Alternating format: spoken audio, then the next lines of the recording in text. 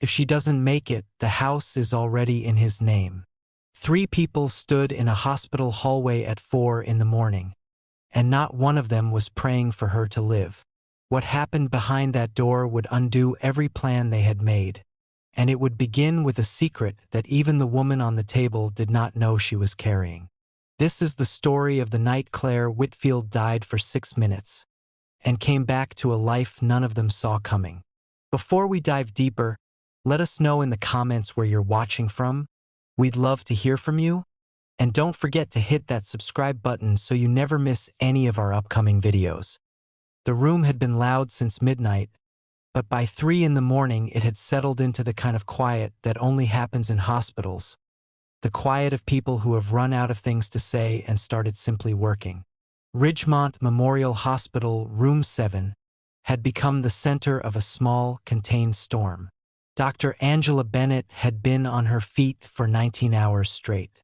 She was 33 years old, a high-risk delivery specialist who had learned long ago not to guess and not to panic, only to watch, and to act the moment watching was no longer enough. Her patient was 27 years old, 39 weeks along, and dying in slow motion in a way the monitors had only just begun to describe honestly. Her name was Claire Whitfield. She had been admitted just after midnight with a placental tear that was moving faster than anyone in that room wanted to admit out loud. By 2 in the morning, her blood pressure had begun the slow, steady decline that tells an experienced doctor the body is quietly making decisions no one has agreed to yet. By 3:45, the room held the particular tension of professionals working at the very edge of what they know how to do. And then, at 4:07, Claire's heart simply stopped. Outside that door, in the hallway, 3 people had been waiting since 1 in the morning. Long enough that the night nurses had begun to notice them, not because they were loud, but because of how they stood, like people who had already decided how the night was going to end. The first was Claire's husband, Derek Whitfield, 31 years old. The kind of man who expected rooms to rearrange themselves around him the moment he walked in.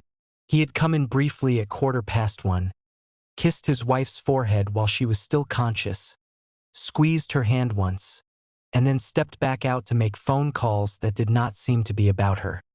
Beside him stood a woman in a green satin blouse, introduced to the staff as his cousin, visiting from out of town. One of the nurses, a woman named Denise Coleman, noted quietly that cousins do not usually stand the way Vanessa Cole was standing, close enough that Derek's hand kept drifting to the small of her back whenever he believed the hallway was empty. On Derek's other side stood his mother, Margaret Whitfield, a woman in her mid-60s wearing cashmere and gold, the bearing of someone who had never once been told no and had built her entire personality around that fact. She had received the news of her daughter-in-law's emergency the way other people receive news that a restaurant reservation has fallen through. Dr. Bennett had noticed all 3 of them at 1:30, when she stepped out briefly to give an update. She had given it, gone back inside, and not forgotten a single detail of what she'd seen on their faces. At 4:04, she stepped back through that door, and her expression was the practiced neutral that takes years of medical training to build, the kind of face that holds everything back until the words are ready to do the work themselves. Derek looked up from his phone first. "Is she?" he started to ask.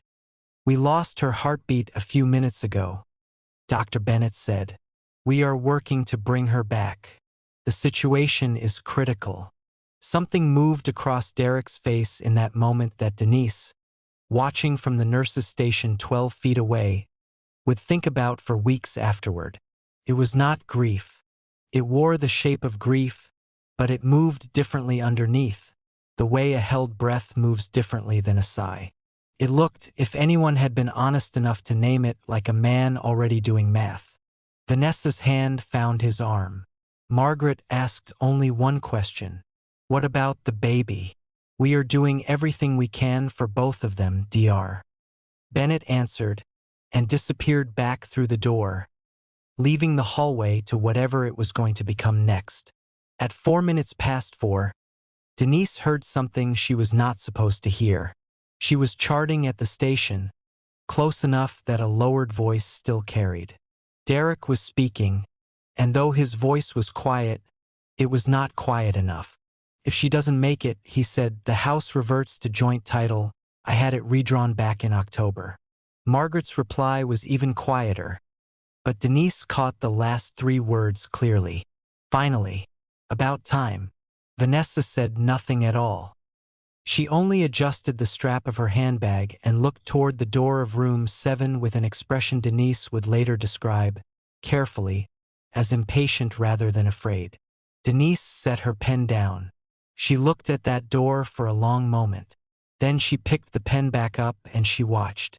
At 23 minutes past 4, the monitor in room 7 stopped flatlining. It rarely happens dramatically, and this was no exception. First a flutter, then a single beat, then a rhythm that found its footing slowly, the way a person finds their footing after a fall, uncertain, then steadier, then unmistakably real. Dr. Bennett, who had not stopped moving for 36 minutes, felt something loosen in her chest that she had not realized was clenched so tightly. She stood at the bedside and looked at the monitor, and then at the woman beneath it. 27 years old. Dark hair against the pillow. Alive. And then the secondary screen updated with information that made Dr. Bennett go completely still for a full 30 seconds before she said a single word. She called Denise into the room. Denise looked at the screen, then at the doctor, then back at the screen. Does the family know? She asked. Not yet, Dr. Bennett said, and the way she said it carried a weight neither woman commented on out loud. 8 minutes later, Dr. Bennett stepped back into the hallway to face the 3 people waiting there. Derek looked up immediately. She's alive, Dr. Bennett told him. There were 2 full seconds of silence, 2 seconds in which 3 faces moved from whatever they actually felt to whatever they had decided to display instead. Derek said, "Thank God," in the correct tone, at the correct volume, with the correct expression arriving 1 full second too late to feel real. Margaret asked when they could see her. She is unconscious and needs to remain that way for now, Dr. Bennett said. The situation is still delicate. Then she added, there is something else I need to discuss with all 3 of you, and gestured toward the small consultation room at the end of the corridor, the one with the round table, the box of tissues, and nothing on the walls, the room where difficult news is always delivered sitting down. Denise did not follow them inside. She had not been invited. But the consultation room had a window facing the hallway, and there was charting to be done at the station directly across from it, and so she watched their faces even though she could not hear a single word. What Dr. Bennett told them in that small room was this. Claire Whitfield had not been carrying 1 child. She had been carrying 2. The second baby, smaller, positioned behind the first for the entire pregnancy in a way that had shown up on early scans only as a faint shadow easily mistaken for something else, had been monitored closely since the 21st week. Both babies had been delivered by emergency surgery during the same minutes doctors were fighting to restart their mother's heart. The very procedure that saved Claire's life was the same procedure that had, almost as an afterthought, saved 2 lives no one in that hallway had known existed. Both twins were stable. Both were expected to survive. Their mother was expected to survive as well. Dr. Bennett delivered every word of it in the same careful, level voice, watching the faces across the table the entire time. Derek's expression did something complicated. Not the loosening of relief, but something colder. The look of a man who had believed he was 3 moves deep into a game and had just discovered the board contained pieces he never accounted for. Margaret went still in a way entirely different from the stillness of someone hearing good news. Vanessa looked at Derek. Derek did not look back at her. Dr. Bennett let the silence stretch until it became its own kind of evidence, and then she said, I want to be completely clear. Your wife is alive. Your children are alive. All 3 of them will need significant care in the coming weeks, and I will need this family's full support to be available for them. Derek left the consultation room first, jaw tight, phone already in his hand before he'd cleared the doorway. He looked at the screen, put it away, took it back out again. Margaret left second, her hand rising to the gold chain at her throat, touching it once as if checking that it, at least, was still exactly where she'd left it. Vanessa left last and did not look at either of them. None of the three spoke to one another. After a moment, Derek turned and walked toward the elevator, not toward room 7, but toward the elevator, and Denise watched him go before walking to the doorway of room 7 herself, where she stood looking at the woman in the bed, the steady monitor, and 2 empty bassinets waiting by the window, thinking about the strange, uneven way that some things finally arrange themselves into something that holds. Claire Whitfield woke fully 41 hours later, knowing none of it. She did not know she had been unconscious for almost 2 days. She did not know her heart had stopped. She did not know that 2 floors above her, 2 small, determined bodies were growing stronger by the hour. What she did know in that first blurred moment was that Dr. Bennett was sitting beside her bed. Not standing, sitting. Claire would say later that this single detail told her everything was going to be survivable before a single word was spoken, because doctors who sit down are not delivering catastrophe, they are staying for whatever comes next. "There are some things I need to tell you," Dr. Bennett said, "and I am going to stay right here while I tell you all of it." She did exactly that. The twins' names came later. Once Claire had seen them with her own eyes and held them in her own arms, one in each elbow beneath the soft light of the neonatal unit. She did not speak for a long time.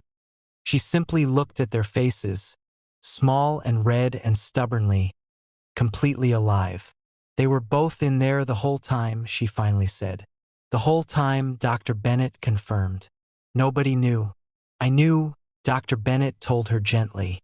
"I had been watching both of them since week 21, every single appointment." Claire was quiet again, and then she asked what had happened with Derek, the way people ask questions to which they have already half assembled the answer on their own, simply waiting to see if it matches. Dr. Bennett was careful and honest, giving Claire the information in the order she could actually absorb it. Claire's face went still, not in the way faces go still when deciding whether to fall apart. She already knew she would, but in the way faces go still when a person is quietly deciding who they intend to be on the other side of that falling apart. She looked at her daughters, then out the window, then back at her daughters. "I want to speak to a lawyer," she said finally, "before I speak to my husband." "I can help arrange that," Dr. Bennett answered, without a moment's hesitation. The lawyer came on the 4th day. Derek came on the 5th, carrying flowers from an actual florist, stems wrapped in brown paper the way expensive flowers always come, and said her name with the careful weight of a man who had rehearsed the moment in the car and was only now beginning to perform it. Claire looked at him standing in the doorway, looked past him at her 2 daughters sleeping in their bassinets, and said only, "Sit down, Derek." She told him what she knew. She told him what she had already begun to set in motion. She spoke in the calm, level voice of a woman who had technically died and come back and found, on the other side of that experience, that she no longer had room left in her for the fears that used to run her life. He talked for a while after that. Some of it was apology, of varying sincerity. Some of it was explanation, which she allowed him to finish only so she could point out, calmly, that she had never asked for any. He left 2 hours later. The flowers stayed behind. Claire moved them to the windowsill and turned back to her daughters, whom she had already named, Ivy and Grace. Her own grandmother's names, chosen for 2 children who had arrived, quite literally, against every calculation the people around them had made. Dr. Bennett stopped by room 7 every single day of the 12 Claire spent in that hospital. Some visits were brief, a glance at the chart, a question about how the night had gone, a moment standing at the window before moving on to the next patient who needed her. But on one quiet afternoon, with both girls asleep and the whole floor settled into a rare and total stillness, She sat down in the same chair she'd chosen on that very first day. You stayed, Claire said, without any preamble at all. Yes. In the hallway. While you were working. A pause. You already knew. About them, Claire said. I knew some things, Dr. Bennett answered honestly. I did not know everything. But you sat down when you told me, Claire said. I did, Dr. Bennett agreed. Claire looked over at Ivy and Grace, sleeping in the soft afternoon light with the complete, unearned peace of two people who do not yet know anything about what came before them. Thank you, Claire said quietly, for staying, for sitting, for all of it. Dr. Bennett looked at the two girls for a long moment before she answered. They are going to be something, she said. I know, Claire said softly. I think they already are. Some rooms go quiet at exactly the wrong moment, and the machines keep working anyway, and the people who choose to stay are the only ones who ever truly mattered in the end. What every single person in that hallway had been certain was an ending turned out, instead, to be the most stubborn, most complicated, and most unmistakably alive kind of beginning anyone in that hospital had seen in years. The bassinets were never empty. They never had been.